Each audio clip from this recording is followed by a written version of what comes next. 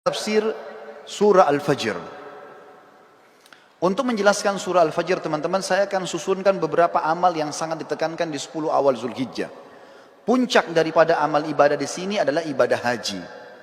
Karena ibadah haji dikerjakan dari tanggal 8 Zulhijjah sampai 13 Zulhijjah. 6 hari ini adalah 6 hari ibadah haji.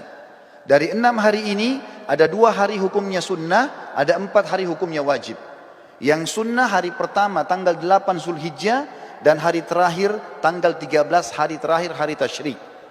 Ini sunnah. Tanggal 8 dikenal dengan hari tarwiyah.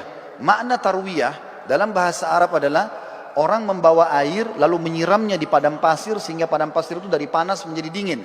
Itu bahasa Arabnya tarwiyah. Dinamakan tarwiyah karena di lokasi Mina pada saat jemaah haji masuk tanggal 8 Zulhijjah, di zaman dulu itu kering sekali.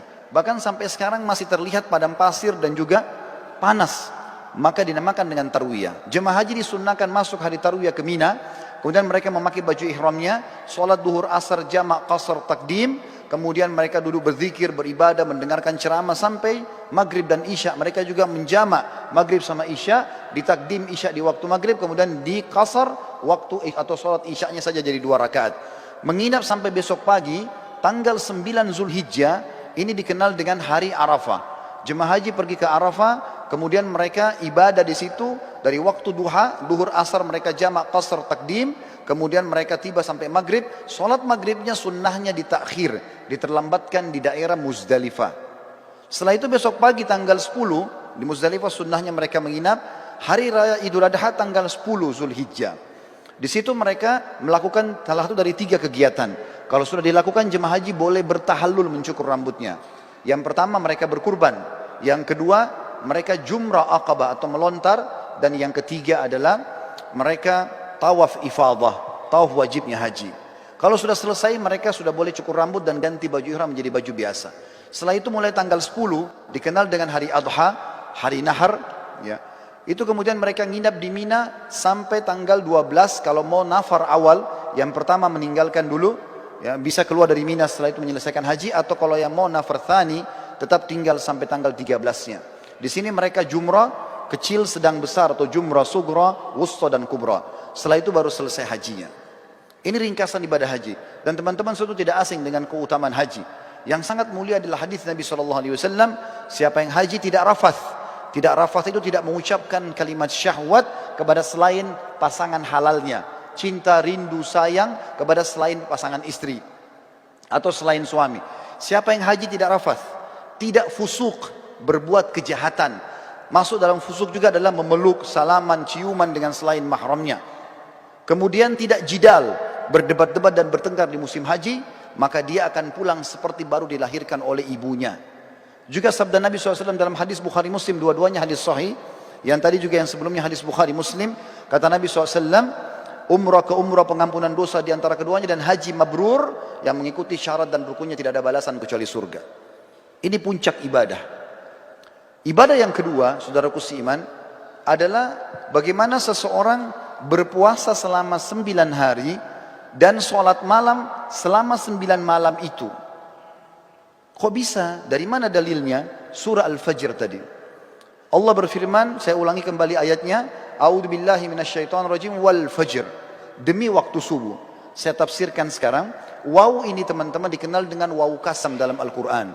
Atau dalam bahasa Arab. Seperti kalau kita mengatakan wallahi, demi Allah. Allah kalau bersumpah dalam Al-Quran dengan menggunakan waw ini, berarti yang datang setelahnya informasi penting yang harus diperhatikan. Mirip dengan firman Allah yang lain, wal asr, demi waktu. Maka di sini juga Allah mengatakan wal fajr. Fajr teman-teman, kalau tidak pakai alif lam dalam bahasa Arab, maka terjemahannya waktu subuh. Tetapi dalam bahasa Arab ada lagi sebuah retorika yang, atau dalam grammar bahasa Arab namanya alif lam mu'arraf. Alif lam memperkenalkan sesuatu. Misal begini, kalau saya sedang janjian dengan seseorang di masjid ini misalnya, saya mengatakan, ayo kita janjian ketemu di masjid Az-Zikra. Contoh, kalau saya dengan teman saya tidak mau lagi menyebut nama masjid Az-Zikranya, saya cukup mengatakan, ayo kita ketemu di Al-Masjid. Alif lam ini dalam bahasa Arab sudah menutupi nama tempat yang sedang jadi target. Contoh yang lain, orang Arab kalau mengatakan rajulun, seorang laki-laki, belum jelas siapa dia, maka mesti dijelaskan nama dia siapa baru bisa lengkap dalam retorika bahasa Arab. Tapi kalau saya sama teman saya sudah tahu siapa yang kami maksudkan laki-laki siapa, cukup kami mengatakan, ayo kita ketemu dengan ar-rajul pakai alif lam. Allah di sini teman-teman menggunakan alif lam ini, wa al-fajr. Kalau Allah bilang wa fajr, demi subuh, maka subuhnya terbuka sepanjang tahun. Tapi ternyata ada yang Allah inginkan di sini. Wa al-fajr, berarti demi subuh tertentu yang Allah inginkan, kejarlah itu. Dan umumnya ulama tafsir mengatakan ini adalah subuh hari raya Idul Adha. Dan dari sini ulama tafsir hampir seluruhnya sepakat mengatakan Idul Adha lebih afdal daripada Idul Fitri. Setelah sholat Idul Fitri, tidak ada ibadah khusus yang diperintahkan. Kalau ada orang mau silaturahim, orang mau ketemu sama temannya, mau ziarah, apa saja, mau lakukan kegiatan-kegiatan positif, boleh saja. Tapi setelah sholat Idul Adha, ada ibadah khusus.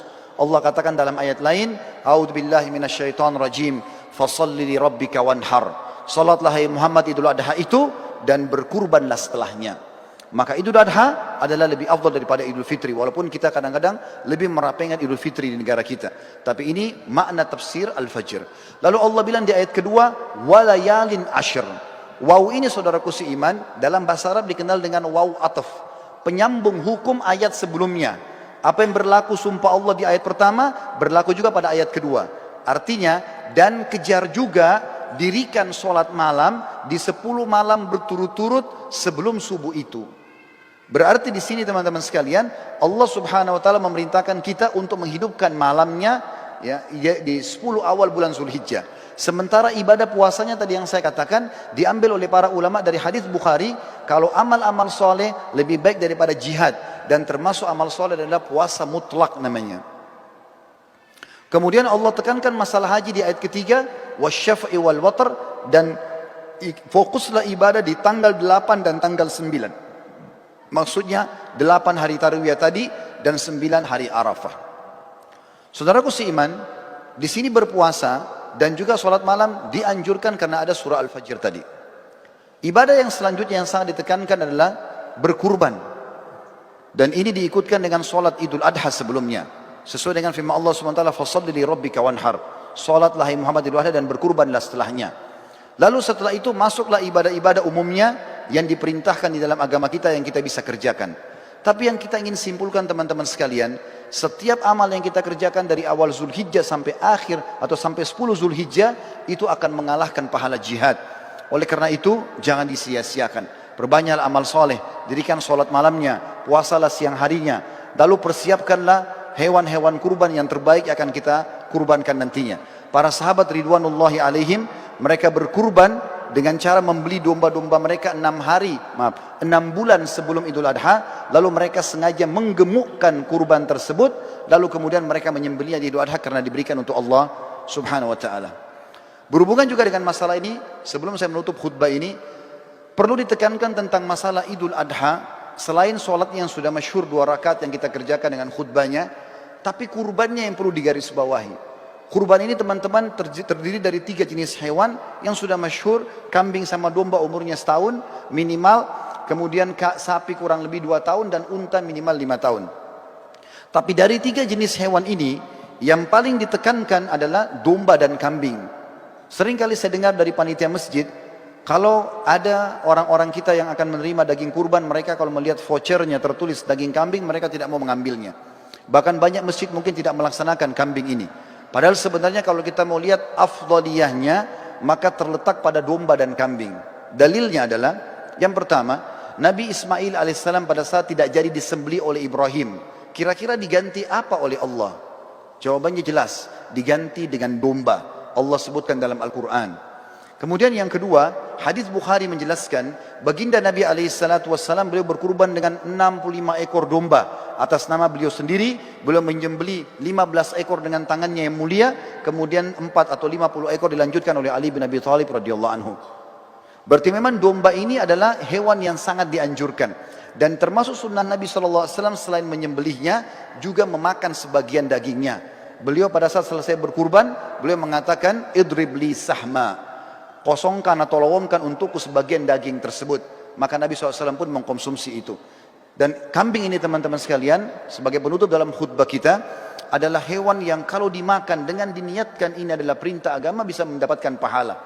Yang pertama, dalilnya adalah hadis Bukhari menjelaskan Nabi SAW sangat gemar memakan paha kambing. Jadi kalau ada persepsi mengatakan kambing itu adalah hewan atau makanan orang Arab, ini keliru. Tapi dia adalah makanan umat Islam. Karena memang Nabi SAW sangat gemar dengan paha kambing. Yang kedua, berhubungan dengan dalil ini adalah akikah. Kita tahu setiap muslim kalau punya anak laki-laki, sembeli 2 ekor kambing.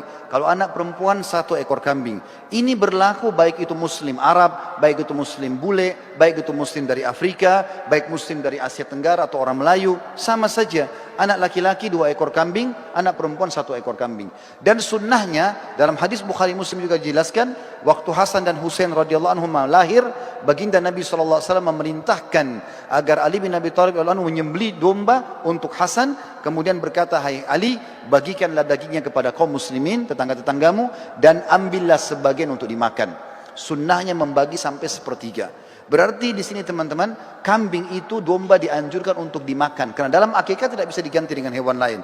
Dan yang ketiga adalah Idul Adha, di mana sudah saya jelaskan tadi, kalau Ismail AS digantikan oleh Allah dengan domba, begitu juga Nabi SAW menyembelih dengan domba.